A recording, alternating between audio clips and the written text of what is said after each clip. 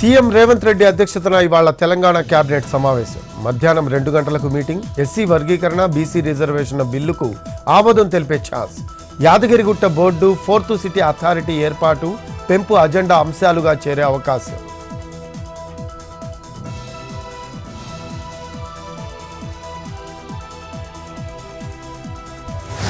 కరీంనగర్ పట్టభద్రుల ఎమ్మెల్సీగా అంజిరెడ్డి విజయం. 5105 ఓట్ల ఆధిక్యంతో గెలుపు. రెండో ప్రాధాన్య ఓట్లతో తేలిన ఫలితం. సిట్టింగ్ స్థానాన్ని కోల్పోయిన కాంగ్రెస్.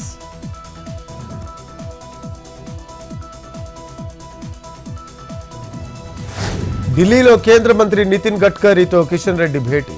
తెలంగాణలో జాతీయ రహదారుల ప్రాజెక్టులు, ఆర్ఆర్ఆర్పై చర్చ. సీఎం రేవంత్ రెడ్డి ఆరోపణలతో నితిన్ గడ్కరీ భేటీకి ప్రాధాన్యత.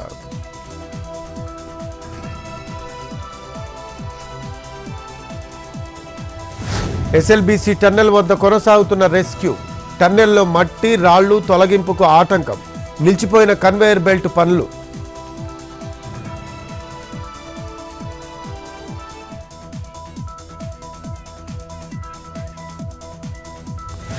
ములుగు జిల్లా తిమ్మంపేటలో అగ్ని ప్రమాదం. షార్ట్ సర్క్యూట్తో గడ్డి గుడిసె దగ్ధం. మంటల్లో పూర్తిగా కాలిపోయిన సామాన్లు.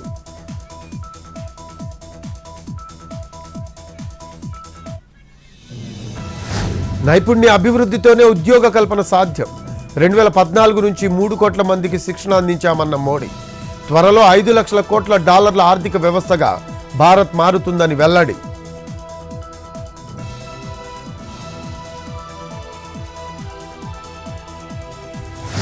కేదార్నాథ్కు రోప్వేకు కేంద్ర కేబినెట్ ఆమోదం.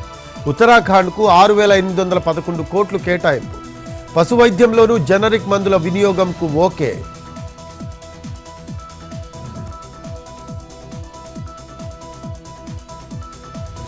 నియోజకవర్గాల పునర్విభజనను 30 ఏళ్లు వాయిదా వేయాలి.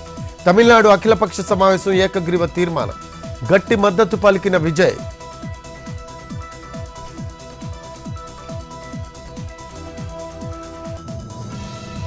హీరా గ్రూప్ మేనేజింగ్ డైరెక్టర్ నౌహారాకు సుప్రీంకోర్టు వార్నింగ్. 90 రోజుల్లో 25 కోట్లు చెల్లించాలని ఆదేశం. లేదంటే జైలుకు వెళ్లేందుకు సిద్ధంగా ఉండాలన్న న్యాయస్థానం.